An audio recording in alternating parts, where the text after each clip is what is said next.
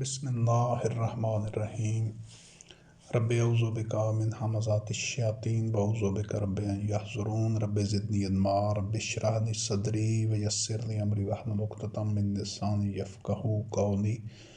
والسلام علی من اتبع الہدی۔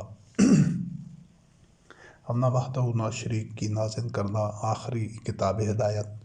قرآن مبین میں سے مختلف عنوانات اور موضوعات پر اللہ رب العزت کی آیات کا مفہوم اور نب نباب آپ کے سامنے بیان کیا جا رہا ہے۔ یہ دوسری نشست ہے جو اولی الامر منکم اور شورا بینہم سے متعلق جو آیات ہیں قرآن مجید میں سے، جو چیدہ آیات جن کا مطالعہ کیا جا رہا ہے، جو آپ کے سامنے بیان کی جا رہی ہیں، یہ اس سلسلے میں دوسرا حصہ ہے۔ اس میں اولی الامر کی جو شخصیت ہے، اس کی جو ذمہ داریاں ہیں، اس کا جو کردار اور اس کی شخصیت کے مختلف گوشے ہیں، ان کو اللہ کی کتاب میں سے واضح کیا جا رہا ہے کہ جس طرح پہلی نشست میں اس چیز کی وضاحت ہو چکی ہے کہ ہر مومن کو یہ تمام کی تمام خوبیاں آسان انداز سے اپنے اندر پیدا کرنا ہوں گی۔ اس کو بھرپور کوشش کرنی ہوگی کہ اس کی شخصیت کا کوئی گوشہ ایسا نہ ہو جو آسان سے آسان انداز سے وہی سے ہم آہنگ نہ ہو۔ تو خصوصی طور پر جو مومنین میں جو اولی الامر ہوگا، وہ دوسروں سے زیادہ اپنے اندر یہ اوصاف، یہ خوبیاں پیدا کرے گا۔ تو یہ جو ذیلی موضوع ہے، اس کا آغاز ہو رہا ہے کہ اولی الامر کے اندر اخلاص اور خود احتسابی، جو اخلاص تو ہر مومن کے اندر ہونا ضروری ہے، اولین شرط ہے الا للہ الدین الخالص، کہ اس نے خالص دین اللہ رب العزت کے لیے رکھنا ہے، عباد اللہ المخلصین۔ تو خصوصی طور پر وہ اولی الامر کے حوالے سے اس میں کس قدر اخلاص ہونا چاہیے، اور خود احتسابی کہ وہ اپنے آپ کو معمولی سے معمولی بھی رعایت نہ دے، اپنا کڑا احتساب کرے، اپنے اوپر نگاہ رکھے، اپنے سارے معاملات کے اوپر، اپنے جو خصوصی طور پر جو اس کے امور خانہ ہیں، گھریلو امور ہیں، کہ جو دوسرے مومنین کے لیے وہ اس پر سب مومنین اس کے جو نجی زندگی ہوگی، جو کہ اس کا اپنا کردار کیسا ہے مختلف کوشوں سے، وہ بھی دوسرے مومنین کے سامنے ہوگی، تاکہ دوسرے مومنین کی حوصلہ افزائی ہو اور ان کو تقویت ملے کہ اولی الامر اپنا اتنا سخت محاسبہ خود کرتا ہے، خود اپنے ہر معاملے پر نگاہ رکھتا ہے اور اپنے آپ کو ذرا بھی رعایت اور ڈھیل نہیں دیتا، تو دوسرے مومنین کی اس سے حوصلہ افزائی ہوگی، اور وہ بھی ضبط نفس کے اور خود احتسابی کے سے مانوس ہوں گے، اس کے خوگر ہوں گے، اور اس کو اپنی دل کی کامل رضامندی کے ساتھ اپنائیں گے۔ جو آدمی خود اپنا احتساب کر سکتا ہے، اپنے ہر عمل پر کڑی نگاہ رکھ سکتا ہے، وہ دوسروں کے احتساب سے ماورا ہو جاتا ہے، کیونکہ وہ غلطی کی، ڈھیل کی، کوتاہی کی، لغزش کی، سستی اور کاہلی کی، لاپرواہی کی اپنے آپ کو اجازت ہی نہیں دیتا۔ تو اس سلسلے میں سورۃ الاحزاب کی آیت نمبر 29 میں اللہ وحدہ لا شریک نے فرمایا، ان کنتن تردن الحیات الدنیا وزینتہا فتعالین امتعکن واسرحکن سراحا جمیلا۔ یہ محمد رسول اللہ علیہ السلام خاتم النبیین کی جو ازواج مطہرات تھیں، ان سے متعلق اللہ رب کریم نے فرمایا کہ اگر تمہیں دنیاوی زندگی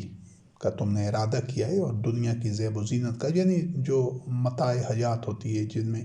یہ پہلے اس کی وضاحت ہو چکی ہے اس سے پہلے ایک دو دفعہ، کہ دنیاوی زینت میں یہ سب چیزیں شامل ہیں، یہ مال، دولت، اولاد، ازواج اور رشتہ دار، اور جن چیزوں میں انسان تصرف کرتا ہے، سونا چاندی، یہ سارے چیزیں انسان کی نگاہ میں مزین ہوتی ہیں۔ تو اگر تمہیں یہ چیزیں چاہیے اور دنیاوی زندگی سے زیادہ تم اس کا ارادہ کرتی ہو، یا وہ زیادہ تمہیں محبوب ہے، یا اس کی زینت، تو پھر آؤ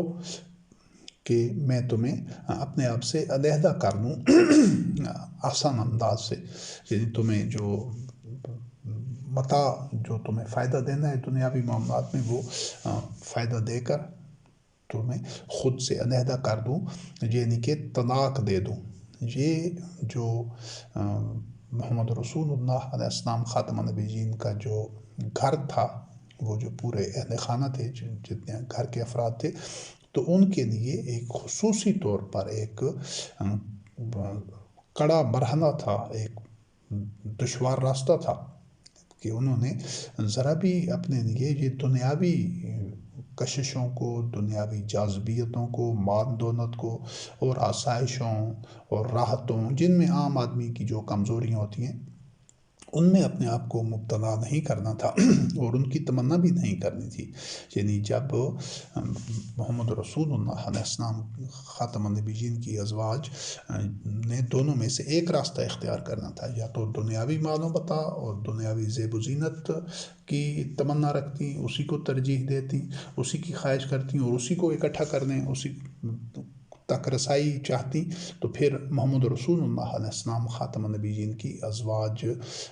نہیں رہ سکتی تھیں۔ یہ چیز یہاں پر واضح کی گئی ہے۔ اور اگر وہ دوسرا جو راستہ تھا کہ محمد رسول اللہ علیہ السلام خاتم النبیین کی ازواج جو رہنا تھا، تو پھر اللہ اور رسول یعنی جو اقامت دین کا جو نظام تھا اس کے ساتھ رہنا تھا، تو پھر یہ دنیاوی زیب و زینت کو اولین ترجیح نہیں دینا تھا، ان کے لیے کوشاں نہیں ہونا تھا، بلکہ انتہائی سادہ زندگی سے اور اعتدال کے ساتھ اپنی ضروریات پوری کرنی تھی۔ تو یہ کوئی شک نہیں کہ یہ جو اس دور میں یہ خطاب محمد رسول اللہ علیہ السلام خاتم النبیین کی ازواج مطہرات سے کیا جا رہا ہے رضوان اللہ علیہ، تو لیکن یہ سارے مومنین کے لیے، اور ہر مومن، جس طرح پہلے اس چیز کی وضاحت ہو چکی ہے، ہر مومن اپنے گھر پر نگاہ رکھے گا اور اس کو اپنے جو اہل خانہ ہیں، چاہے اس کے زوجہ ہو، اس کے بچے ہوں، تو اس نے خود بھی سادگی سے اپنی زندگی گزارنی ہے اور ان کو بھی اسی چیز کی تربیت دینی ہے، ان کے سامنے ایک نمونہ بھی بننا ہے کہ وہ اسراف و تبذیر نہ کریں، کیونکہ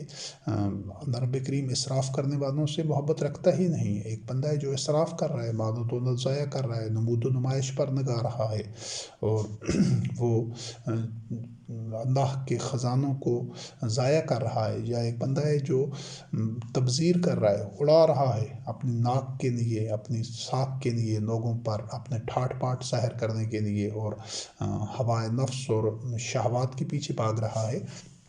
ان کو تو اللہ رب العزت نے شیطان کے بھائی کہا ہے۔ تو مومن نے، ہر مومن نے، خاص طور پر اولی الامر نے اپنے آپ کو اور اپنے اہل خانہ کو اس سخت تربیت سے، اس کڑی تربیت سے گزارنا ہوگا کہ وہ اللہ وحدہ لا شریک کی جو پیدا کردہ نعمتیں ہیں، جو ضروریات زندگی ہیں، یہ سارے چیزیں انہوں نے اعتدال کے ساتھ استعمال کرنی ہیں، کفایت شواری کے ساتھ، جس میں بخل بھی نہ ہو، اور یہ ساری اللہ کی نعمتیں اور یہ سارے جو وسائل زندگی ہیں، متاع حیات ہے، اس کو ضائع بھی نہیں کرنا۔ تو یہ ایک جو اس کے اولی الامر کے، ہر مومن کے اور اولی الامر کے خاص طور پر یہ اخلاص اور خود احتسابی، اس کی اپنی ذات سے اس کا آغاز ہوگا، اپنے گھر سے آغاز ہوگا۔ جب گھر ٹھیک ہو جائیں گے تو سارا معاشرہ ٹھیک ہو جائے گا۔ جب اولی الامر خود اپنے آپ کو اس کڑے احتساب سے اور ایک پوری سختی اور انتہائی اہمیت کے ساتھ وہ خود اس کی زندگی ایسی ہوگی کہ اس میں کوئی جھول نہیں ہوگا، کوئی اس میں مفاہمت نہیں ہوگی کہ وہ اپنے لیے کوئی گنجائش پیدا کر لے، تو پھر دیگر تمام مومنین اس چیز کو دیکھ رہے ہوں گے اور اس سے وہ ایک ان کے لیے مثال ہوگی۔ اس کے بعد سورۃ الاعراف کی آیت نمبر 169 ہے۔ اس میں اللہ رب کریم نے فخلف من بعدهم خلف ورثوا الکتاب یاخذون عرض هذا الادنی ویقولون سیغفر لنا وان یأتهم عرض مثله یاخذوه الم یؤخذ علیہم میثاق الکتاب ان لا یقولوا علی اللہ الا الحق ودرسوا ما فیہ والدار الآخرۃ خیر للذین یتقون افلا تعقلون۔ یہ جو انبیاء اور رسول علیہ السلام کے بعد جو ان کے جانشین ہوتے تھے، جو وارث کتاب ہوتے تھے، ان کے بعد جو لوگ آتے تھے، تو وہ اللہ رب کریم نے فرمایا کہ تاریخ انسانی میں ایسا ہی ہوا ہے کہ ان کے بعد جو لوگ ہیں جن کو کتاب کا وارث بنایا گیا، وہ دنیاوی مال متاع اور دنیاوی اسباب اور دنیا کی زیب و زینت اور اسباب کے پیچھے بھاگنے لگے۔ وہ اس کے پیچھے ہی پڑ گئے، وہی ان کا مطمع نظر ہو گیا۔ اور لوگوں سے پھر یہ بھی کہتے تھے کہ یہ ان لوگوں کی بات ہو رہی ہے جو یہ مذہبی پیشوا تھے، خاص طور پر پھر عوام، تو یہ ہر دور میں ایسا ہی رہا ہے، یہ انسانی نفسیات ہیں کہ جو عوام الناس ہوتی ہے اکثریت، وہ اپنے جو ان کے لیڈرز ہوتے ہیں، چاہے وہ سیاسی ہوتے ہیں، چاہے وہ مذہبی ہوتے ہیں، سماجی ہوتے ہیں، کسی بھی حوالے سے ان کے جو آگے آگے چلنے والے لوگ ہوتے ہیں، جو ان کے سرکردہ لوگ ہوتے ہیں، عوام الناس انہی کے پیچھے چل رہی ہوتی ہے، اور وہ انہی کے طرز عمل کو اپنانے کی کوشش کرتی ہے، ان کے قریب تر ہونے کی کوشش کرتی ہے کہ انہی جیسا بنے۔ یہ انسانی نفسیات ہیں۔ تو جب انہیں امر خاص طور پر وہ اپنے آپ کو ایک سختی کے ساتھ اپنا احتساب اور محاسبہ خود کرتا رہے گا، اپنے آپ کو ذرا بھی لچک نہیں رکھے گا اپنے لیے، اور کسی کی وہ مفاہمت نہیں کرے گا، وہ اس معیار کے اوپر سب سے پہلے آسان انداز سے وہ خود معیار اپناتا رہے گا، تو خود کار انداز سے آٹومیٹیکلی جو اس کے ساتھ دوسرے مومنین ہوں گے، وہ بھی اپنے آپ کو ایک آسان انداز سے فٹ رکھیں گے، اور اپنے کردار میں اور اپنی ترجیحات میں جھون پیدا نہیں ہونے دیں گے، کوئی کمپرومائز نہیں کریں گے، وہ سختی کے ساتھ خود بھی ساری جو اپنے معاملات ہیں ان کو درست رکھیں گے، کیونکہ ان کو پتہ ہے کہ ہم جس شخص کے پیچھے پیچھے چل رہے ہیں، جب وہ اللہ وحدہ لا شریک کی وحی کا اتنے اہتمام کے ساتھ اور اولین ترجیح پر اتباع کر رہا ہے، تو ہمارے لیے بھی کوئی گنجائش نہیں ہے کہ ہم اس میں مداحنت کریں، ہم اس میں وہ ڈھیلے پڑ جائیں۔ تو جو لوگ جن کا اللہ رب کریم نے جن کے متعلق فرمایا کہ وہ دنیاوی مال متاع کے پیچھے پڑ جاتے تھے اور کہتے تھے کہ ہماری مغفرت ہو جائے گی، اور بھی اگر پھر ان کو موقع، یعنی وہ لے لیتے تھے دنیاوی مال متاع کے پیچھے، اور پھر اور موقع ملتا تو پھر بھی وہ اس کو نہ چھوڑتے تھے، یعنی زیادہ سے زیادہ یہ ان کی مسلسل روش تھی، ایک دفعہ کا معاملہ نہیں تھا کہ وہ متاع دنیا حاصل کر کے پھر مطمئن ہو جاتے، نہیں، وہ ہمیشہ ایسا ہی کرتے۔ حالانکہ وہ اللہ رب کریم نے ان سے عہد لیا تھا، میثاق لیا تھا اس سے پہلے جب وہ وارث کتاب بنے تھے، کہ اللہ کے متعلق حق کے علاوہ کچھ نہیں کہنا، یعنی اللہ رب العزت سے متعلق، دین سے متعلق جو معاملات ہیں دین کے، وہ سارے کے سارے صرف وہی کہنا ہے جو کچھ انبیاء اور رسول علیہ السلام پر وحی ہوئی تھی، وحی کے علاوہ کیونکہ وحی کے علاوہ حق کچھ بھی نہیں ہے، حق صرف اور صرف اللہ رب العزت کی نازل کردہ وحی ہے۔ اب حق قرآن کریم سے باہر کہیں بھی نہیں ہے، ایک لفظ بھی۔ تو عصر حاضر میں دین کے متعلق، اللہ وحدہ لا شریک کے متعلق، انبیاء اور رسول علیہ السلام کے متعلق کسی بھی معاملے میں جو حق بیان کرنا ہے، وہ صرف اللہ کی آیات کی تلاوت کرنی ہے، اللہ کی آیات بیان کرنی ہے، ادھر ادھر سے کوئی ایک لفظ، کوئی ایک حوالہ بھی نہیں دینا کہ فلاں شخص نے یہ کہا، فلاں کتاب میں یہ لکھا ہوا ہے، فلاں شخص نے یہ کیا، نہیں۔ جو کچھ قرآن میں ہے لفظ بلفظ صرف وہی بیان کرنا ہے، وہی سننا ہے، اسی پر عمل کرنا ہے، یہ ہے اللہ پر حق بیان کرنا۔ لیکن انسانی تاریخ میں ایسا نہیں ہوتا رہا۔ اللہ رب کریم نے بتایا کہ حالانکہ ان کو اسی چیز کا درس دیا جاتا تھا کہ اللہ کے اوپر حق کے علاوہ، یعنی جو کتاب ان کے پاس ہوتی تھی اس میں یہی درس ہوتا تھا اللہ رب کریم کی طرف سے نازل کردہ وہی، لیکن وہ اس کے خلاف کرتے تھے۔ تو جو لوگ متقی ہوتے ہیں ہر دور میں، انہی کے لیے آخرت کا گھر ہے، یعنی جو اللہ کے اوپر، اللہ سے متعلق، دین سے متعلق صرف حق بیان کرتے ہیں، اللہ کی وحی بیان کرتے ہیں، تو وہی متقی ہوتے ہیں۔ اور کیا یہ لوگ عقل استعمال نہیں کرتے؟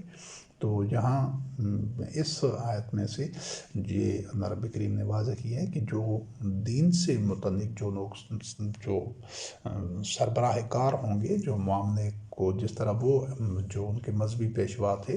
تو وہ جس طرح مادیت پرستی میں اور دنیاوی مال متاع کے پیچھے پڑ گئے تھے، تو مومنین ایسا نہیں کرتے۔ جو متقی ہوتے ہیں، جو عقل والے ہوتے ہیں، تو وہ تو صرف اور صرف اللہ رب کریم سے متعلق حق بیان کرتے ہیں، صرف وہی کی تلاوت کرتے ہیں اور وہی پر عمل کرتے ہیں۔ وہ جو لوگ تھے جو یہ کام کرتے تھے، وہ دنیاوی مال متاع کے پیچھے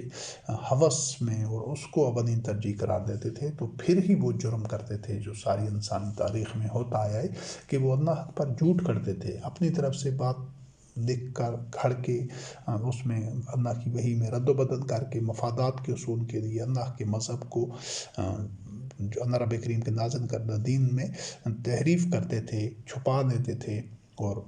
یہ ان کے جرائم تھے۔ اور وہ ایسا کیوں کرتے تھے؟ وہ مادی فوائد کے لیے، یعنی لوگوں میں کوئی ایسا حکم اپنی طرف سے گھڑ کر کہہ دیا کہ یہ اللہ کا حکم ہے، جس سے ان کو مادی فائدہ پہنچتا تھا، اور یہ مترفین کو، جو سرمایہ دار ہوتے تھے ہر دور میں، سرپرست، ان کو فائدہ پہنچتا تھا۔ یعنی ایسی باتیں اللہ سے منسوب کرتے تھے جو مذہبی پیشوا جو وارث کتاب ہوتے تھے، کہ لوگ ان کو سمجھتے تھے یہ اللہ کا حکم ہے، لیکن اصل میں وہ ان کے اپنے مفاد کے لیے، ان کو مال و دولت کے حصول کے لیے اور ان کی مادی خواہشات کی تکمیل کے لیے وہ بات ہوتی تھی، فائدہ ان کو پہنچتا تھا۔ عوام اس کو سمجھ رہے ہوتے تھے کہ یہ اللہ کا حکم ہے، حالانکہ وہ اللہ کا حکم نہیں ہوتا تھا۔ تو یہ اولي الامر نے اور تمام مومنین نے اس چیز کا اہتمام کرنا ہے کہ انہوں نے صرف وہ بیان کرنا ہے جو اللہ رب کریم کی وحی ہے، جو قرآن کریم میں ہے، جو حق ہے، اور انہوں نے کبھی بھی دنیاوی مال متاع کو، دنیاوی اسباب اور زیب و زینت اور یہ جتنی بھی متاع حیات ہے، اس کو حاصل کرنا اپنا مقصد زندگی نہیں بنانا۔ پھر اس کے بعد سورۃ التوبہ آیت نمبر 114 میں اللہ رب العزت نے فرمایا فَلَمَّا تَبَيَّنَ لَهُ أَنَّهُ عَدُوٌّ لِلَّهِ تَبَرَّأَ مِنْهُ۔ یہ ہمارے دادا ابراہیم خلیل اللہ علیہ السلام سے متعلق اللہ رب کریم نے واضح کیا کہ جب ان کو یہ چیز واضح ہو گئی، آشکارا ہو گئی، صاف نظر آ گئی کہ ان کا باپ اللہ کا دشمن ہے، انہو عدو للہ، اللہ کا دشمن ہے، یعنی اپنے باپ کو ابراہیم خلیل اللہ علیہ السلام نے جو وحی کی تعلیمات تھی ان کی بنیاد پر بتایا کہ یہ بت پرستی اور باطل معبودوں کی عبادت کو ترک کر دو اور اللہ وحدہ لا شریک پر ایمان لے آؤ، اور یہ باطل روش چھوڑ دو جو مذہبی پیشواؤں کی گھڑی ہوئی ہے۔ لیکن اس کے باوجود بھی جب اس کے ابراہیم خلیل اللہ علیہ السلام کے والد کا جو موقف تھا وہ یہ تھا کہ وہ حق پر آنے کے لیے آمادہ نہیں تھا، اس نے حق کو رد کر دیا تھا، وہ اسی روش پر رہنا چاہتا تھا جس پر جو باطن روش تھی۔ تو پھر جب واضح طور پر یہ ابراہیم خلیل اللہ علیہ السلام کے والد نے یہ فیصلہ کر دیا اور اس کا کوئی امکان نہیں تھا کہ وہ اپنے رویے سے باز آئے، تو پھر ابراہیم خلیل اللہ علیہ السلام نے اپنے والد سے برات اختیار کی، تبرأ منہ، یعنی کہ والد جیسا رشتہ اس سے برات اختیار کر دیا، علیحدہ ہو گیا، اس سے ترک تعلق کر دیا۔ کیوں؟ کہ وہ اللہ کا دشمن تھا، اور ابراہیم خلیل اللہ علیہ السلام اللہ کے عبد تھے، تو اللہ کے ولی تھے، اللہ کے دوست تھے۔ تو پھر جو اللہ کا دوست تھے وہ اللہ کے دشمن کے ساتھ کس طرح گھل مل کر رہ سکتا ہے، یا کس طرح اس میں اپنائیت کا رشتہ ہو سکتا ہے؟ تو تمام مومنین نے اس چیز کو یقینی بنانا ہے کہ ان کے کتنا محترم رشتہ ہوتا ہے والدین کا، یعنی کہ ان کے والدین میں سے بھی کوئی اگر واضح طور پر حق کا مخالف ہوتا ہے اور حق کا اتباع نہیں کرتا، تو ان کو بغیر کسی ابہام کے، بغیر کسی کشمکش کے، تذبذب کے، دو ٹوک انداز میں ان سے برات اختیار کرنی ہوگی۔ ہاں، دنیاوی معاملات میں جو اگر وہ بیمار ہیں، بوڑھے ہیں، ان کی کچھ حاجات ہیں، تو اس حساب سے معروف طریقے سے اگر جو اولاد ہے اس کی ذمہ داری ہے کہ اپنے بوڑھے والدین کو ان کی جو ضروریات ہیں، ان کی خوراک، ان کا علاج اور دیگر ان کی رہائش وغیرہ، ساری لباس کی وہ ضروریات پوری کرے۔ نظریہ اپنا، لیکن ان کے ساتھ ولایت کا رشتہ نہیں ہو سکتا، ان کے ساتھ وہ اپنائیت اور وہ الفت پیدا ہی نہیں ہو سکتی۔ ان کے ساتھ محض وہ ایک ذمہ داری نبھانے کی حد تک وہ والدین کو اگر وہ اس چیز کو پسند کرتے ہیں، قبول کرتے ہیں، تو پھر ان کو وہ ان کی ضروریات پوری کرے انسانی حد تک۔ مومن تو وہ نہیں ہے، مومن کا تو ان کے ساتھ ونایت ہو ہی نہیں سکتی مومن کی کسی کافر کے ساتھ، جب وہ اللہ کی اطاعت کرنے سے انکار کر دیتے ہیں، وہ اپنے باطن عقائد و نظریات پر جمے رہنا چاہتے ہیں، ان کو نہیں چھوڑنا چاہتے، تو پھر مومن کا ان کے ساتھ، چاہے وہ اس کے والدین ہوں، چاہے بہن بھائی ہوں، چاہے ازواج ہوں، کوئی بھی ہو، جی اولین امر کو اور تمام مومنین کو بڑی ایک ترجیحی بنیادوں پر اس چیز کا اہتمام کرنا ہوگا۔ پھر جو سورۃ ہود آیت نمبر 47 میں اللہ وحدہ لا شریک نے جو نوح علیہ السلام کا حوالہ دیا ہے، ان کے کردار کا، ان کی شخصیت اور ان کے عمل کا، کانا رب انی اعوذ بک ان اسالک ما لیس لی بہ علم والا تغفرلی وترحمنی اکن من الخاسرین۔ نوح علیہ السلام نے جب اللہ رب کریم نے یہ واضح کر دیا تھا کہ جو بھی کفار ہیں وہ اس طوفان میں، اس جو سیلاب ہے اس میں غرق ہو جائیں گے، تو نوح علیہ السلام نے جو ان کا بیٹا تھا وہ بھی چونکہ حق کا اتباع نہیں کر رہا تھا، تو اس کے متعلق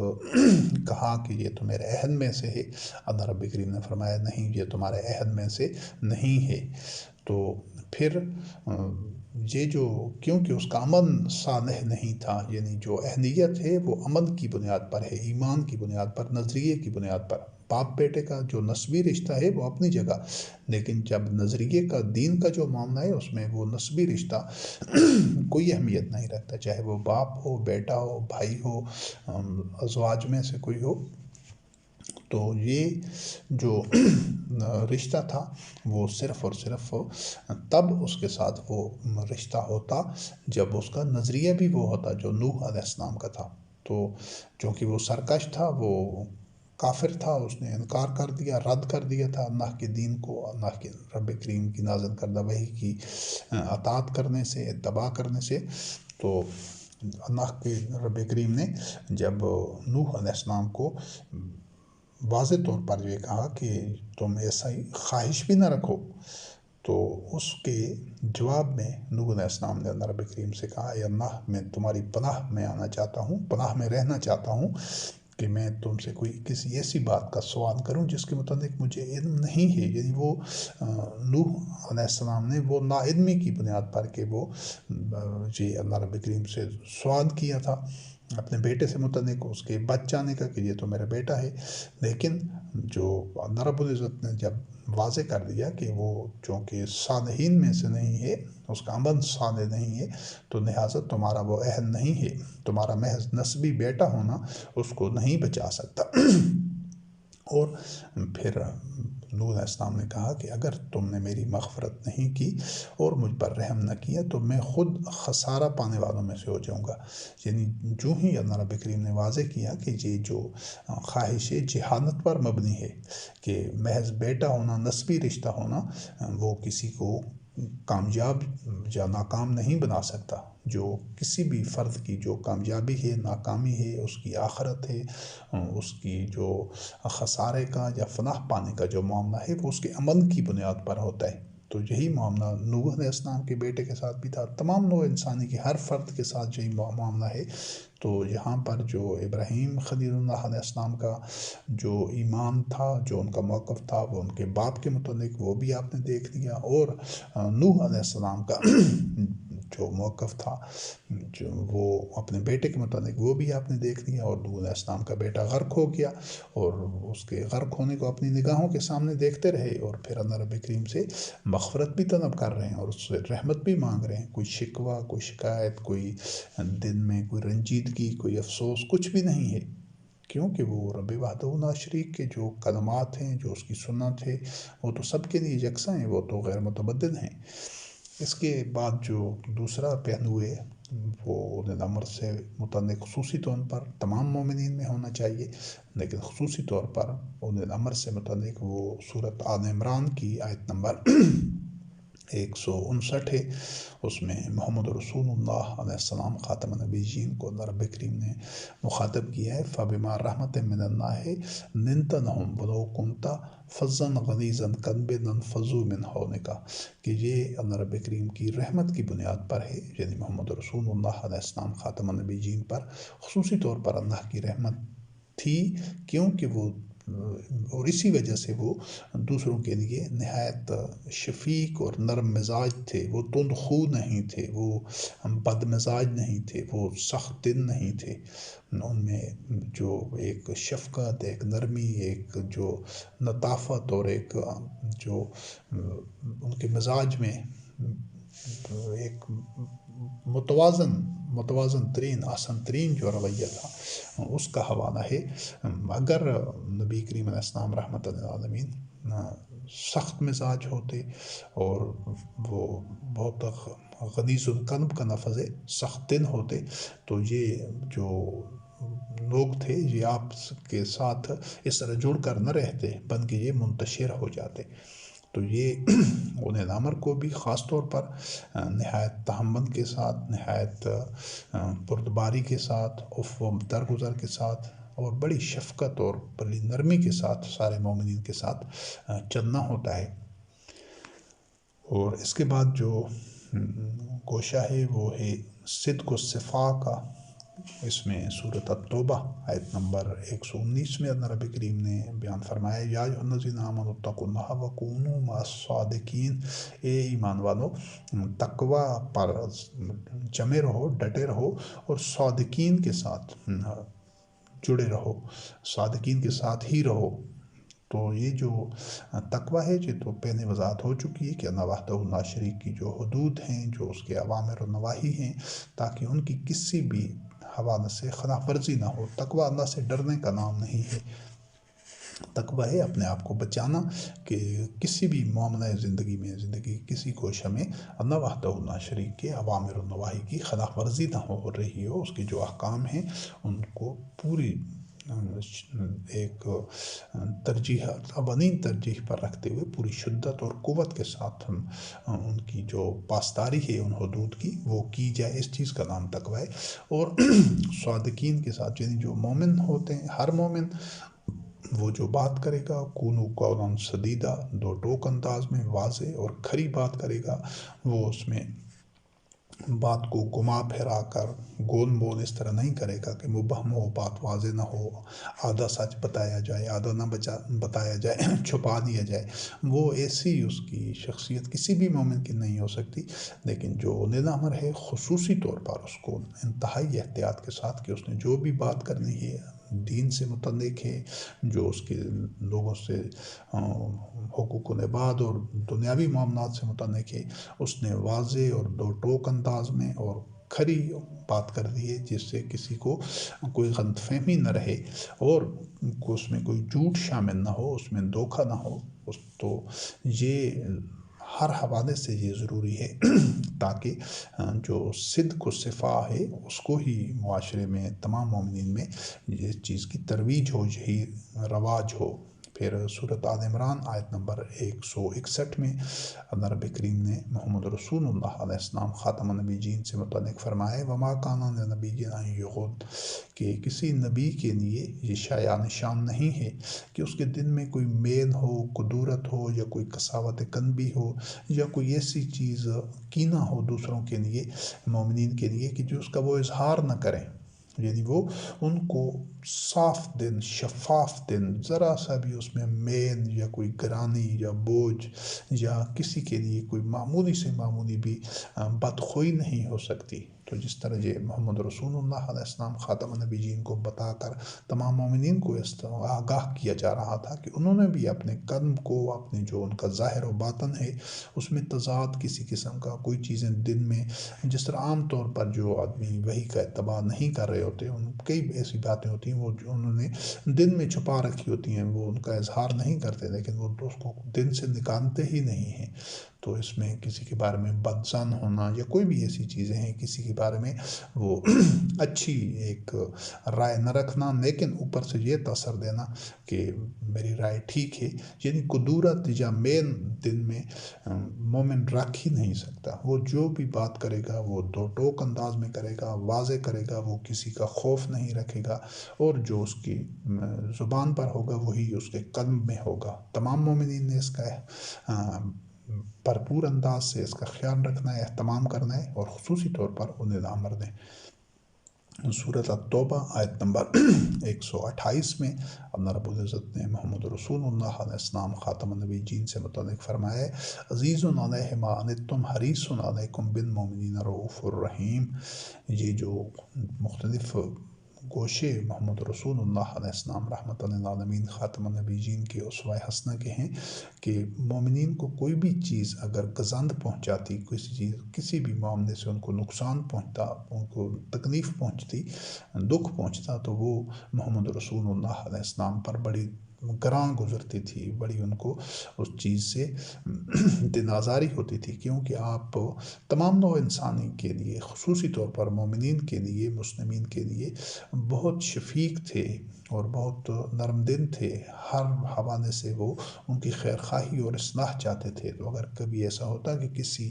مومنین کے اپنے کسی عمل کی وجہ سے جو کہ درست نہ ہوتا تو ایسے نتائج سامنے آتے، تو پھر وہ چیز محمد رسول اللہ علیہ السلام پر بڑی گراں گزرتی تھی، اور حریص علیکم ہمیشہ یہ چاہتے تھے کہ تمام جو نوع انسانی ہے وہ ہدایت پر آ جائے، اور مومنین سے متعلق تو وہ خصوصاً رؤوف الرحیم، یہ دونوں جو صفتیں محمد رسول اللہ علیہ السلام کی بیان کی گئی ہیں، یہ اللہ وحدہ لا شریک نے رؤوف الرحیم اپنے لیے بھی اسماء الحسنہ میں بھی انہی ناموں کو رکھا ہے۔ تو جو مومن ہوتا ہے، یہ تو پہلے اس کا تذکرہ ہو چکا ہے اللہ رب کریم پر ایمان کے سلسلے میں، کہ وہ اللہ وحدہ لا شریک کی جو صفات ہیں، اسماء الحسنہ ہیں، قرآن کریم میں بہت ساری بیان کی گئی ہیں مختلف حوالوں سے، ان سب کو مومن نے اپنے اندر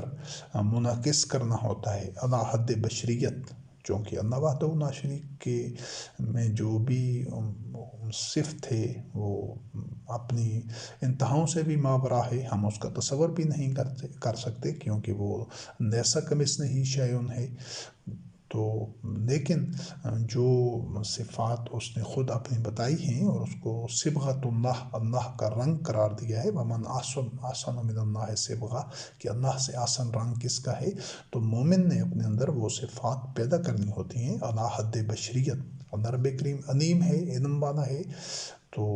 مومن کو بھی علم حاصل کرنا ہوگا جتنا حد تک اس کے لیے ممکن ہو سکے۔ وہ حکیم ہے، تو مومن کو بھی حکمت اس کا پہچان ہے مومن کی، اور وہ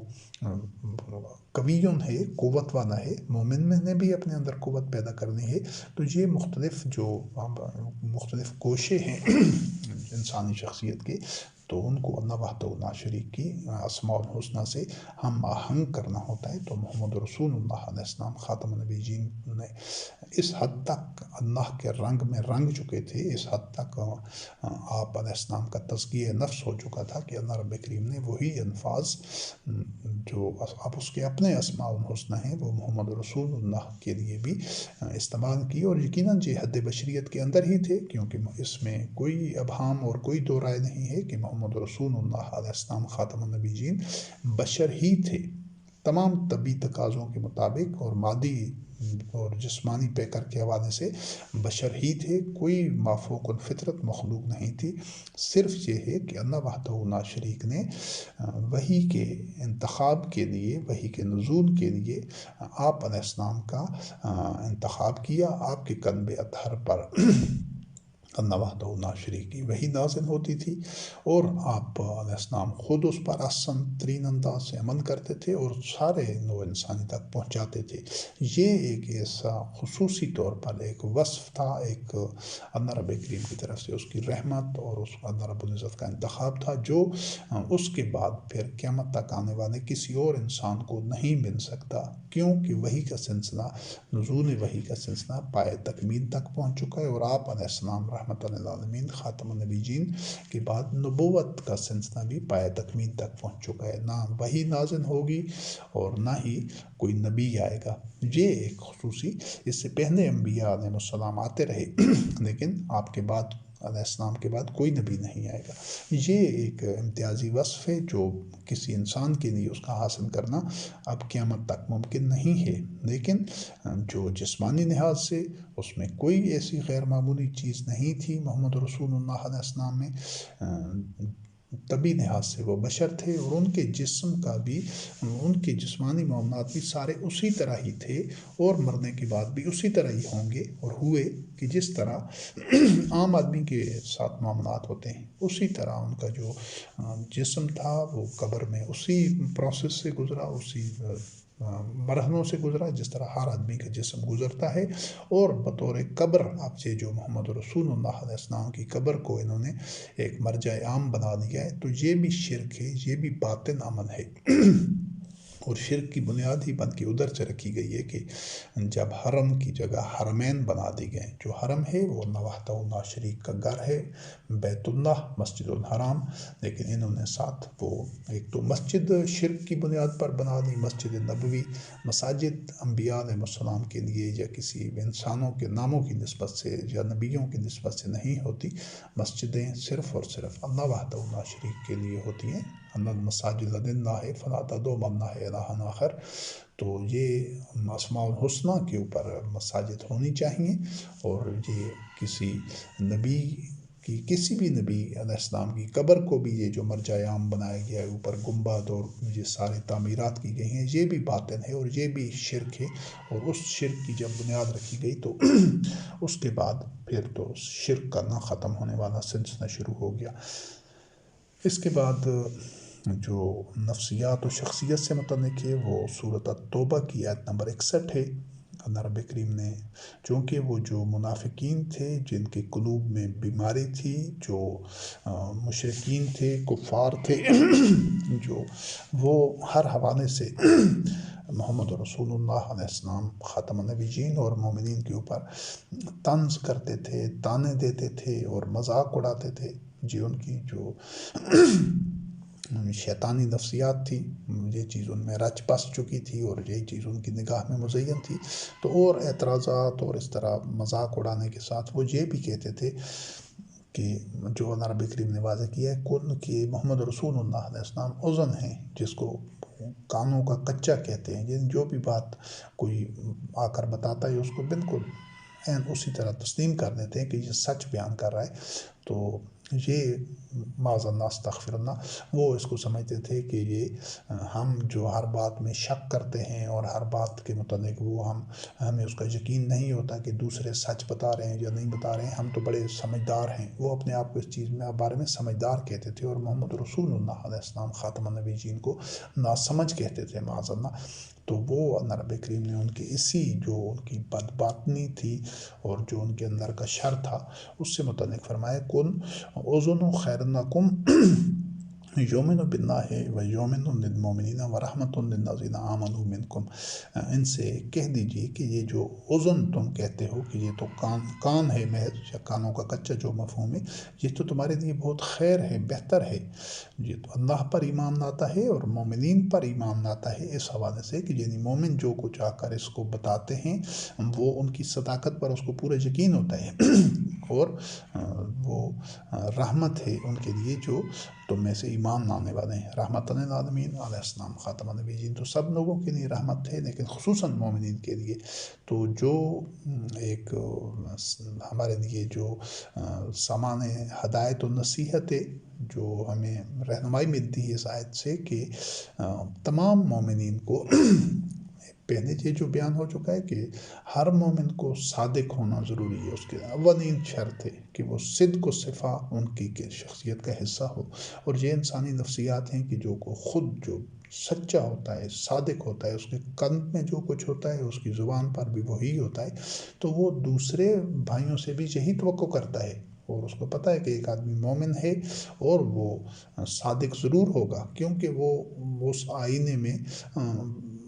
دوسرے بھائی کا عکس دیکھ رہا ہوتا ہے اپنے قلب کے آئینے میں، جب وہ خود صادق ہے تو وہ دوسروں کی بات کو بھی اسی طرح اس پر یقین کرے گا کہ جو کچھ بیان کر رہے ہیں یہ بالکل عین سچ بیان کر رہے ہیں، اس میں کوئی وہ جھوٹ کی آمیزش نہیں ہے، اس میں ان کا کوئی ذاتی پسند ناپسند یا ان میں کوئی اس میں وہ کنجی نہیں ہے، ٹیڑھا پن نہیں ہے، وہ اس میں کوئی بات کو مبہم اور گھما پھرا کر بیان نہیں کرے، بلکہ واشگاف الفاظ میں جو کچھ بھی بیان کر رہے ہیں یہ سچ بیان کر رہے ہیں۔ تو یہ محمد رسول اللہ علیہ السلام خاتم النبیین کا اسوہ حسنہ ہے، اور تمام مومنین کو دوسرے مومن بھائیوں کی، ہاں کفار اور منافقین اور مشرکین جو لوگ ہیں جو اللہ وحدہ لا شریک کی وحی کا اتباع نہیں کرتے، وہ اگر کوئی بات کہیں یا ان سے متعلق کوئی بات پتہ چلے تو اس کی تحقیق کرنی ضروری ہے، اور کیوں کہ وہ وحی کا اتباع نہیں کر رہے، تو ہو سکتا ہے ان کی بات سچ ہو سکتا ہے جھوٹ ہو، کوئی سازش ہو، وہ کوئی دھوکہ دینا چاہتے ہوں کسی بھی حوالے سے، کوئی غلط فہمی پیدا کرنا چاہتے ہوں کسی بھی حوالے سے اپنے وہ مذموم مقاصد کے لیے، تو اس بارے میں مومنین کو تحقیق کرنی ضروری ہے، تسلی کرنی اور جانچ پرکھ کر ان کے جو بھی معاملات ہوں ان کو دیکھنا چاہیے۔ لیکن جو مومنین کے باہمی معاملات ہیں اس میں اولو الامر اور تمام مومنین خاص طور پر وہ ہر مومن پر، پہلی بات تو یہ ہے کہ مومن کو خود یہ چاہیے کہ وہ کسی بھی بات کو کرنے سے پہلے پوری تحقیق کر لے کہ میں جو کچھ آگے بیان کر رہا ہوں یہ سچ ہے اور درست ہے، اور جو اس کا اپنا معاملہ ہو، جو اس کے اپنے ذاتی علم میں ہو، جب اس کو 100% یقین ہو کہ یہ میں سچی بات اور درست بات کہہ رہا ہوں تو پھر دوسرے مومنین کو چاہیے تو وہ کہے بھی وہی بات جو 100% درست ہو، تو جب وہ کہہ رہا ہے تو پھر دوسرے تمام مومنین کو اس پر اسی طرح اعتماد کرنا چاہیے، اور اس میں کسی قسم کا شک شبہ اور ابہام ان کو نہیں ہونا چاہیے، اور خصوصی طور پر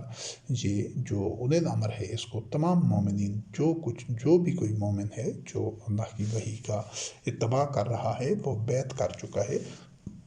وہ حق کے علاوہ کسی چیز کا اتباع نہیں کرتا، تو ان کی جو تمام باتیں ہوں گی وہ اولو الامر ان پر یقین کرے گا، اور ان کی روشنی میں ان کو درست جانتے ہوئے، درست تسلیم کرتے ہوئے اپنا رد عمل دے گا۔ اور سورت الشعراء کی آیت نمبر 214 سے 216 ہے، محمد رسول اللہ علیہ السلام خاتم النبیین کو فرمایا گیا ہے کہ وَأَنذِرْ عَشِيرَتَكَ الْأَقْرَبِينَ وَاخْفِضْ جَنَاحَكَ لِمَنِ اتَّبَعَكَ مِنَ الْمُؤْمِنِينَ فَإِنْ عَصَوْكَ فَقُلْ إِنِّي بَرِيءٌ مِّمَّا تَعْمَلُونَ، کہ اپنے جو اقربین ہیں، اپنے خاندان والوں میں سے جو قبیلے والے ہیں، خاندان والے ہیں، جو رشتہ دار ہیں، ان کو اللہ کی وحی کی بنیاد پر، اللہ کی وحی کے ذریعے، قرآن مجید کی آیات کے ذریعے ان کو آگاہ کرو ان کی غلط روش سے، تو جو اور مومنین کے لیے وَاخْفِضْ جَنَاحَكَ لِمَنِ اتَّبَعَكَ مِنَ الْمُؤْمِنِينَ، جو مومنین تیرا اتباع کرتے ہیں ان کے لیے اپنے جو کندھے ہیں وہ جھکا کر رکھو، یعنی کہ ان کے لیے جو پہلے جس طرح تذکرہ ہو چکا ہے ان کے ساتھ معاون ہونا، ان کے ساتھ اٹھنا بیٹھنا، ان کے ساتھ مکمل طور پر ہر وقت رابطے میں ہونا، اور ان کے سارے معاملات میں جو ان کی اعانت کرنا، رہنمائی کرنا، یہ ساری چیز ہے وَاخْفِضْ جَنَاحَكَ، یعنی ان سے کنی نہیں کترانا، ان سے دوری نہیں رکھنا جو بھی متبعین ہیں، اور اگر جو تیری نافرمانی کرتے ہیں تو ان سے کہو کہ جو کچھ تم عمل کرتے ہو میں اس سے بری و ذمہ ہوں، میں اس سے ناتعلق ہوں، یعنی جو دو ہی صورتیں ہوتی ہیں، یا کوئی اتباع کر رہا ہوتا ہے یا وہ معصیت کر رہا ہوتا ہے، یہ اتباع اور معصیت دونوں ایک جگہ اکٹھے نہیں ہو سکتے، تو اولو الامر کے سلسلے میں اور قیامت تک جو مومنین ہوں گے ان کو یہ چیز واضح ہونی چاہیے کہ جب وہ یہ اختلاف رائے رکھنا یا حزب اختلاف میں ہونا یا تحفظات رکھنا یا احتجاج کرنا یا نیوٹرل رہنا جس کو کہتے ہیں، یہ مومنین میں اس چیز کا تصور نہیں ہے۔ جو شورائیت کا نظام ہے، وہ اولو الامر کا نظام ہے دین میں، اس میں مشورہ دینے کی حد تک جن جن مومنین سے جو اہل ہوں گے، جو قابلیت اور صلاحیت رکھتے ہوں گے مشورہ دینے کی کسی بھی شعبہ زندگی میں، انہیں امر ان سے چاہے تو مشورہ دے سکتا ہے۔ جن جن کو وہ اہم سمجھتا ہے کہ یہ مشورہ دے سکتے ہیں، وہ ان سے مشورہ طلب کر سکتا ہے۔ وہ مشورہ دیں پوری دیانتداری کے ساتھ، صدق کے ساتھ، اپنی جو ان کی مہارت ہے، جو شعبہ زندگی ہے، جو بھی ان کا جس شعبے میں ان کو جو خصوصی فضیلت اللہ رب کریم نے دی ہے، چاہے وہ سائنس و ٹیکنالوجی ہو، طب ہو، یا وہ دیگر انتظامی امور ہوں، کسی بھی شعبے میں اگر کوئی مومنین جو صلاحیت رکھتے ہیں، انہیں امر ان سے کوئی مشاورت طلب کرے تو وہ مشورہ دیں، لیکن مشاورت کے بعد پھر اللہ وحدہ لا شریک کی آیات کی بنیاد پر جو انہیں امر فیصلہ کر دے، تو پھر اس کے بعد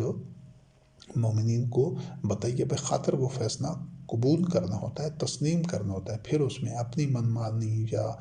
غیر جانبدار رہنا، یا اس پر تحفظات رکھنا، یا حزب اختلاف میں ہونا، یا اس طرح کا کوئی تصور نہیں ہے دین میں۔ اس چیز کو اچھی طرح سمجھنا ضروری ہے۔ تو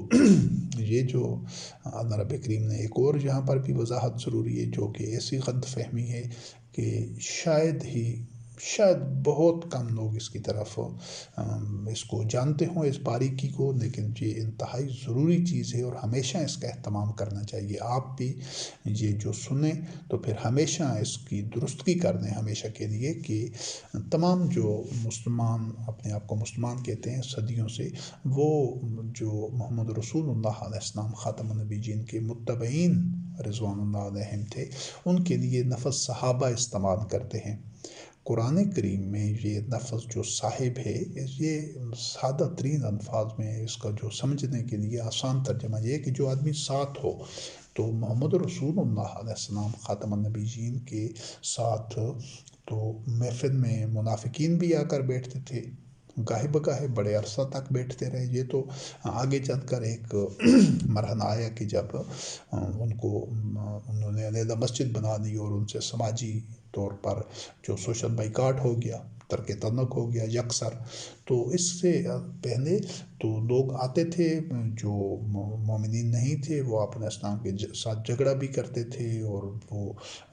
جو اعتراضات بھی کرتے تھے اور اختلافات بھی کرتے تھے، وہ آپ کے ساتھ ہی آتے تھے۔ وہ تمام بھی صاحب تھے، صحابہ تھے۔ صاحب ایسا بندہ بھی ہو سکتا ہے جس کا دوسرے آدمی کے ساتھ نظریاتی تعلق نہ ہو، ایک کا موقف اور ہو، ایک کا اور ہو، ایک حق پر ہو، ایک باطل پر ہو، اور وہ دونوں پھر بھی ایک دوسرے کے صاحب یا صحابہ ہو سکتے ہیں۔ یہ بڑا ضروری ہے اس کو سمجھنا، اور اس کی تصحیح ہمیشہ کے لیے کریں کہ بھولے سے بھی یہ لفظ دوبارہ استعمال نہیں کرنا۔ تو یہ جو اللہ وحدہ لا شریک نے جو جنت کا وعدہ کیا ہے، جو مومنین تھے اور جو سابقون الاولون تھے، وہ ابھی یہ صرف مومنین کی بات ہو رہی ہے۔ جو مسلمین تھے، مسلمین وہ لوگ ہوتے ہیں جو جب دیکھتے ہیں کہ صورتحال ان کے جو بہتر ہے تو وہ اسلام میں داخل ہو گئے تھے۔ جب اسلام کو اللہ رب کریم نے غلبہ دیا تھا اور حالات موافق تھے، سازگار تھے، مسلمانوں کا پلڑا، مومنین کا پلڑا بھاری تھا، تو وہ اسلام میں آ گئے کہ ہم نے لڑائی نہیں کرنی، ہم نے اسلام کے خلاف جو تلوار نہیں اٹھانی، تو ہم ان کی مومنین کی جو بالادستی ہے، جو اللہ رب کریم نے ان کو غلبہ و نصرت دی ہے، فتح دی ہے، ہم اس کو تسلیم کرتے ہیں، ہم ان کے ساتھ مقابلہ کر کے نہیں رہنا چاہتے۔ وہ مسلمین تھے جس نے تسلیم کر دیا۔ مومنین وہ تھے جنہوں نے پہلے دن سے محمد رسول اللہ علیہ السلام خاتم النبیین کا ساتھ دیا، آپ کا اتباع کیا، ہر طرح کی مشکلات میں، ہر طرح کے انہوں نے جان مال کی قربانی دی، عزیز و اقارب کو چھوڑا، پھر ہجرت کی نوبت آئی تو اپنا وطن چھوڑ دیا، گھر بار چھوڑ دیا، ہجرت کی، اور پھر جو مدینہ میں محمد رسول اللہ علیہ السلام خاتم النبیین کی جو نصرت کرنے والے تھے، انصار، کہ انہوں نے اپنا سب کچھ پیش کر دیا، جو کچھ بھی حال ان کے پاس موجود تھا، بلکہ ہجرت کر کے آنے والے اپنے بھائیوں کے لیے انہوں نے اپنی ضروریات کو نظر انداز کر کے خود تنگی اور مشکل میں بھی انہوں نے گزارا کیا، اور دوسرے بھائیوں کو ترجیح تھی، وہ تھے انصار۔ یہ جو مہاجرین اور انصار تھے، یہ محمد رسول اللہ علیہ السلام خاتم النبیین کے صحابہ نہیں تھے، یہ متبعین تھے۔ قرآن کریم میں جو محمد رسول اللہ علیہ السلام کے متبعین کا تذکرہ ہے، وَنَزِنَ مَعَهُ جو آپ کے ساتھ تھے، اس معیت میں یہ جو صاحب کا ہے، مَا ظَنَّ صَاحِبُكُمْ وَمَا غَوَىٰ کا جو الفاظ ہیں قرآن کریم میں، کہ یہ تمہارے جو ساتھ والا ہے، یہ ساتھ والا صرف ساتھ موجود ہونا ہے، قریبی ہونا، پڑوسی ہونا، ایک ہی جگہ پر ہونا، اس کے لیے یہ صاحب یا اصحاب کا لفظ ہوتا ہے۔ تو یہ جو رضی اللہ عنہم ورضوا عنہ کے درجے پر پہنچنے والے تھے، یہ اصحاب یا صحابہ نہیں تھے، یہ متبعین تھے، جو قرآن کریم میں اصطلاح استعمال ہوئی ہے۔ تو یہاں پر بھی من اتبعک من المؤمنین کہ مومنین میں سے جو تیرا اتباع کرنے والے ہیں، تو ہمیشہ جو لفظ استعمال کریں محمد رسول اللہ علیہ السلام خاتم النبی جن کے متبعین رضوان اللہ علیہم کے الفاظ استعمال کریں تو یہ درستگی ضروری ہے، کیونکہ صاحب یا صحابہ کا لفظ ایسے بندے کے لیے بھی استعمال ہو سکتا ہے جو ہو سکتا ہے اس کا ہم خیال ہو سکتا ہے، لیکن یقینی نہیں ہوتا۔ وہ ایسے بندے کے لیے بھی صاحب کا لفظ استعمال ہوتا ہے جو ہم خیال نہ ہو، جس کا نظریہ مختلف ہو، پھر بھی وہ اس کا صاحب ہو سکتا ہے۔ وہ اکٹھے کہیں رہ رہے ہیں، سفر کر رہے ہیں، اٹھتے بیٹھتے ہیں، نظریہ اپنا اپنا ہے، دین اپنا اپنا ہے، لیکن اس کا صاحب یا صحابہ ہو سکتا ہے۔ تو یہ جو عام طور پر اس چیز کو نظر انداز کیا جاتا ہے۔ اب کس طرح یہ نام استعمال ہوتا رہا، یہ تو اللہ بہتر جانتا ہے کہ 1400 سال میں کب یہ اصطلاح عام ہوئی یا کس طرح یہ سارے لوگوں میں ہوئی، صحابی کی یا صحابہ کی۔ لیکن جو قرآن کریم کی جو اس میں جو استعمال ہے تو اس کے لیے متبعین کا الفاظ ہیں، تو وہی ہی درست الفاظ ہیں، وہی استعمال کرنے چاہیے۔ تو اللہ رب کریم نے فرمایا کہ یہ اپنے جو قریبی خاندان والے ہیں، رشتہ دار ہیں، ان کو آگاہ کرو ان کی غلط روش کے نتائج سے، اور جو تیرا اتباع کرنے والے مومنین ہیں، متبعین رضوان اللہ علیہم، ان کے لیے اپنے کندھے جھکا کر رکھو، یعنی ان کے ساتھ جڑ کر رہنا، ان کے ساتھ ہر معاملے میں ان کا ساتھ دینا، ان کی معاونت کرنا، ان کے دکھ سکھ میں شریک ہونا، ان کو ساتھ اپنے جوڑ کر رکھنا، ملا کر رکھنا، یہ سب کچھ اس میں شامل ہے۔ اور جو یا تو اتباع ہوتا ہے یا معصیت ہوتی ہے، اور جو اتباع نہیں کرتے، معصیت کے راستے پر چلتے ہیں، تو ان سے کہو کہ جو کچھ بھی تم کرتے ہو میں اس سے بری الذمہ ہوں، میرا اس سے کچھ لینا دینا نہیں ہے، لا تعلقی۔ پھر اس کے بعد جو ضمنی گوشہ ہے وہ معاملہ فہمی اور پختگی فکر کا ہے، دور اندیشی کا۔ یہ ہر مومن میں یہ ہونی چاہیے صفت، اور خصوصاً جو نامر ہے اس کے حوالے سے سورۃ یوسف آیت نمبر 46 میں اللہ رب کریم نے فرمایا ہے یوسف علیہ السلام سے متعلق، یوسف ایھا الصدیق کو افتینا فی سبع بقرات سمان یاکلہن سبع عجاف وسبع سنبلات خضر واخر یابسات، کہ اے یوسف صدیق، یعنی یہاں پر وہ جو صدق و صفاق ہے کہ سب سے زیادہ سچا، جو کہ یوسف علیہ السلام بھی دیگر تمام انبیاء علیہ السلام کی طرح جو صدق و صفاق کے پیکر تھے، تو وہ جو وہ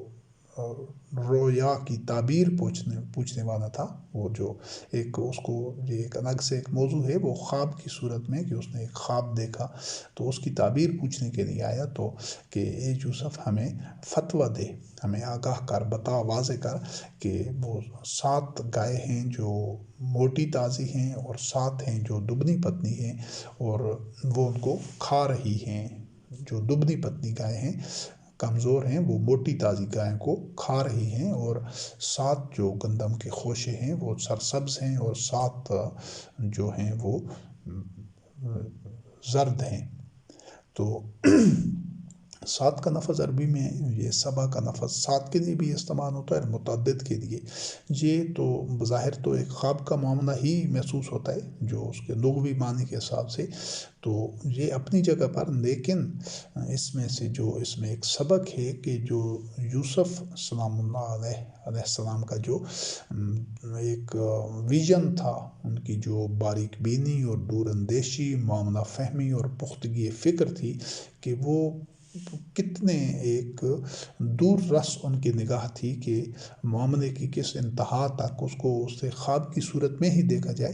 تو وہ کتنے ایک اشارے سے بات کی تہ تک پہنچ گئے تھے کہ جو پھر جو انہوں نے جو بتایا یوسف علیہ السلام نے کہ 7 سال تک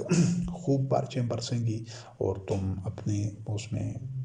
کھیتی باڑی کرو گے، تو جو 7 سال میں جو اناج ہو اس میں صرف ضرورت کا استعمال کرو اور بقایا کو ذخیرہ کرو اور ان خوشوں کے اندر ہی رکھو، غنے کو اس بوسے سے الگ نہ کرو، دانوں کو اور اگلے 7 سال جو ہوں گے وہ قحط سالی کے ہوں گے، تو اس میں وہ جو تم نے بچا کر رکھا ہوا تھا اس میں سے استعمال کرو بڑی کفایت شعاری کے ساتھ، اور اس کے بعد پھر خوب بارشیں برسیں گی، اور لیکن اتنا ہو کہ پھر اگلی ان بارشوں اگلے موسم کے لیے وہ تاکہ اتنا بچا کر رکھو کہ اس کو بیج کے لیے استعمال کر سکو۔ پھر خوب بارشیں برسیں گی اور تمہیں جو وہ تمہاری فصلیں بھرپور ہوں گی۔ تو یہ جو سمجھنے کہ اس جو لغوی معنی کے حساب سے کہ 14 سال کا ایک پلان تھا، 7 سال پہلے خوب پیداوار لینی ہے اور اس کو محفوظ رکھنا ہے،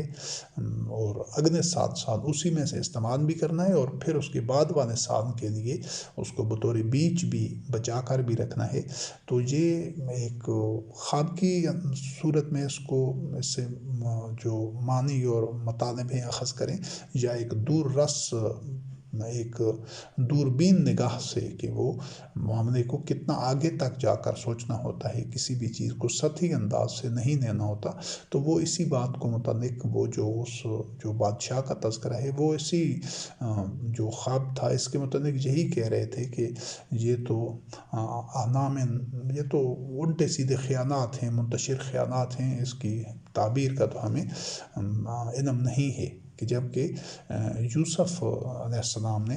اسی معاملے کو، اسی خواب کو اتنی جو اور بعد میں پھر وہی ہوا، تو یہ جو ایک بصیرت ہے یا دور اندیشی ہے یہ تمام مومنین میں ہونی چاہیے، لیکن اولي الامر میں خاص طور پر کہ وہ معاملے کی تہ تک پہنچ سکے اور اس کو سطحی اور صرف جو موجودہ صورتحال تک ہی اس کی نگاہ نہیں ہو کہ وہ سطحی طور پر جس طرح سمندر کی سطح سے جو کچھ نظر آ رہا ہوتا ہے، سمندر کی گہرائیوں میں اس سے الگ دنیائیں ہوتی ہیں، تو بالکل اسی طرح جو مومن ہے اس کی یہ بصیرت ہونی چاہیے کہ وہ کسی بھی معاملے کے جو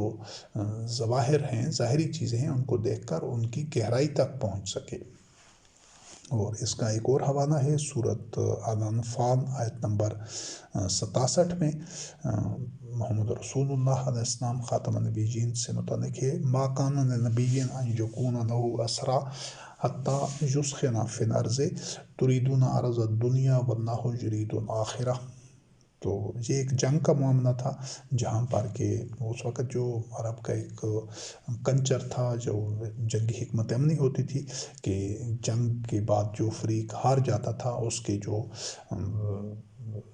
سپاہی ہوتے تھے ہارے ہوئے فریق کے، ان کو جو بھی کوئی فرار ہو جاتے یا جو پکڑے جا سکتے تھے ان کو پکڑ لیا جاتا تھا، جنگی قیدی بنا دیا جاتا تھا، پھر وہ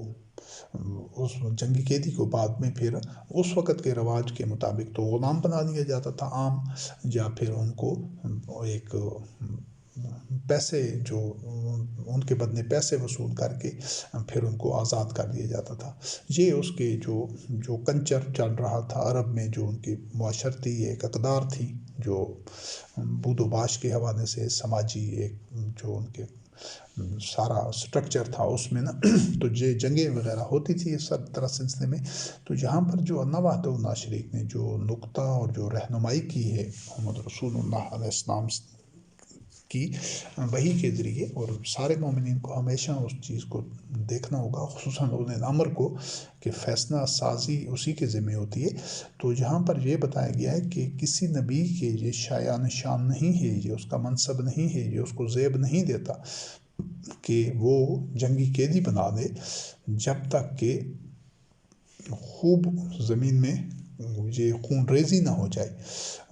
محض اس وجہ سے کہ وہ دنیاوی مفاد حاصل کر رہے ہیں، اور اللہ وحدہ لا شریک تو آخرت کا پر نگاہ رکھتا ہے یا آخرت کا ارادہ کرتا ہے۔ مفہوم اس سے یہ ہے کہ اگر جنگ میں موقع ملے اور زیادہ سے زیادہ لوگوں کو جنگی قیدی اس نقطۂ نظر سے بنا دیا جائے کہ پھر ان کے بدلے मान दौलत लेकर इनको आज़ाद कर दिया जाएगा। तो अगर ये मकसद हो जंग लड़ने का या लोगों को जंगी कैदी बनाने का कि इनके बदले कुछ मादी फ़ायदा हासिल किया जाएगा इनको जंगी कैदी बनाकर, तो ये मकसद अल्लाह वहदहू ला शरीक के या अम्बिया अलैहिमुस्सलाम के सामने नहीं हो सकता। अल्लाह वहदहू ला शरीक जो जिस तरफ रहनुमाई कर रहे हैं वो ये है कि ताकि ये जो दुनियावी मफाद या फ़ायदा हासिल करना या माल व मता हासिल करना नहीं है जंग में जाना। जंग में जाने की वजह ये नहीं हो सकती कि जंग में कोई ऐसे इक़दाम किए जाएं जिससे माली फ़ायदा हो, नहीं। उसमें अल्लाह रब्बुल करीम ने बताया है कि जंगी कैदी बनाना नहीं, बल्कि बातिन की जो ताकत है कि वो जो शरंगेज़ी कर रहा है, वो जो इस्लामी निज़ाम को सबोताज करना चाहता है उस ताकत को तोड़ा जाए ताकि वो जुल्म से रोक सकें और वो जो इंसानी हुकूक की पामानियाँ कर रहा होता है, जो मुआशरे में फसाद फैला रहा होता है, जो जबर के ज़रिए और जो लोगों का नाजायज़ इस्तेहसान कर रहा होता है और इस्लामी निज़ाम को सबोताज करना चाहता है, मोमिनीन को अज़ियतें दे रहा होता है, उससे उनको रोका जा सके। तो उसको रोकने के लिए उसकी ताकत को तोड़ना ज़रूरी है। जब वो इस हद तक सरकश हो जाए कि वो तलवार के ज़रिए क़ुव्वत के ज़रिए मोमिनीन को कुचलना जाए, तो फिर वहाँ पर मोमिनीन ने मादी फ़ायदा नहीं देखना कि उनको शिकस्त देकर उनको ज़्यादा से ज़्यादा बंदों को कैद कर दिया जाए और फिर उनसे माल दौलत देकर फिर उनको छोड़ दिया जाए। तो ऐसा करने से अगर ये मतमा नज़र हो जंग का कि ठीक है उनको शिकस्त दी और उनके ज़्यादा से ज़्यादा बंदों को पकड़ दिया, जंगी कैदी बना दिया और फिर उनको छोड़ दिया, तो फिर जिन लोगों को वो ज़र फ़िदिया देकर उनको छोड़ा जाएगा, तो फिर उसके नतीजा ये निकलेगा कि वो लोग फिर ज़्यादा क़ुव्वत के साथ हक़ के ख़िलाफ़ इकट्ठे होंगे, हक़ के सामने आएंगे। तो उनकी क़ुव्वत को तोड़ना मकसूद है, तो उसके लिए उनको क़ुव्वत को तोड़ना है, उनको क़त्ल करना है ताकि वो जो उनकी रेजिस्टेंस है, जो उनकी जारहियत है, वो जारहियत ख़त्म की जा सके, उनकी वो ताकत ख़त्म की जा सके जिसकी बुनियाद पर वो शरंगेज़ी कर रहे हैं, जारहियत कर रहे हैं और जो मुआशरे में फ़साद फैला रहे हैं। तो जो उन्हें नाम रहे उसको भी कभी किसी भी मामले में अब जो कि वहाँ पर जो सदियों से जो कल्चर चल रहा था, जो उनकी जो एक रस्म व रवाज थी, जो उनके मकासद होते थे जंगों में आम तौर पर, वो तो ये होते थे कि जो ताकतवर होते थे वो जंग में ये कोशिश करते कि कमज़ोरों को जंगी कैदी बना दिया जाए और उनसे फिर सोना चांदी माल मता जो असबाब होते थे वो उनसे उनको आज़ाद करने के बदले में वो उनसे ले लिए जाएँ ताकि क़ुव्वत में इजाफ़ा हो, माल मता में, हर चीज़ में। तो चूँकि दीन में जो क़िताल है, जो जंग है, उसका मकसद ये मताए हयात नहीं होता, तो इस वजह से मोहम्मद रसूलुल्लाह अलैहिस्सलाम को अल्लाह रब्बुल करीम ने इस चीज़ की रहनुमाई दी और आगाही दी कि नबी ऐसा नहीं कर सकता कि वो जंगी कैदी बनाए, हत्ता कि जब तक ज़मीन में खूब खून खराबा ना हो जाए। खून खराबे से मुराद ये है कि दुश्मन की ताकत को तोड़ना, उसको क़त्ल करना, ताकि वो जो उसकी जारहियत की सलाहियत है और फसाद की जो उसकी कैपेसिटी है वो ख़त्म कर दी जाए।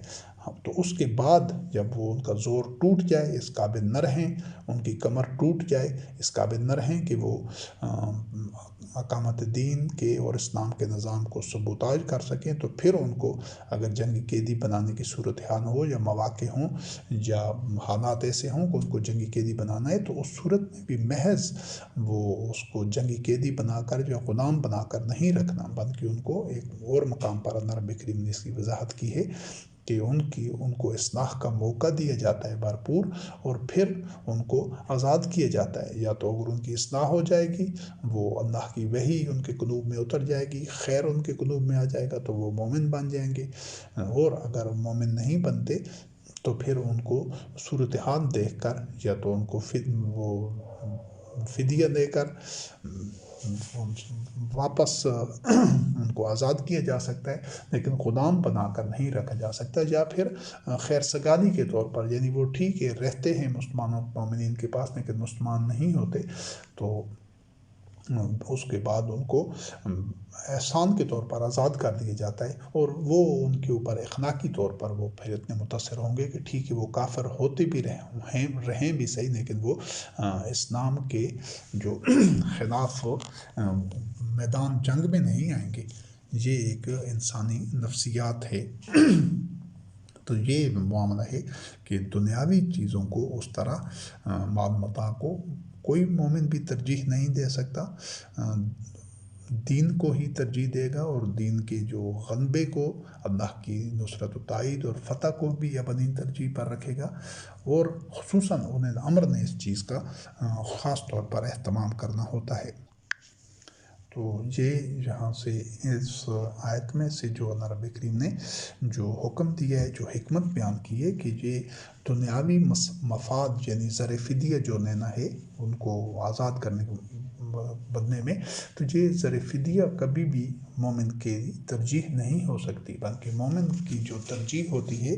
وہ فساد کا خاتمہ ہوتا ہے، شر کا خاتمہ ہوتا ہے، تاکہ وہ نابود ہو جائے، اور وہ معاشرے میں جو شیطانی قوتیں ہیں، جو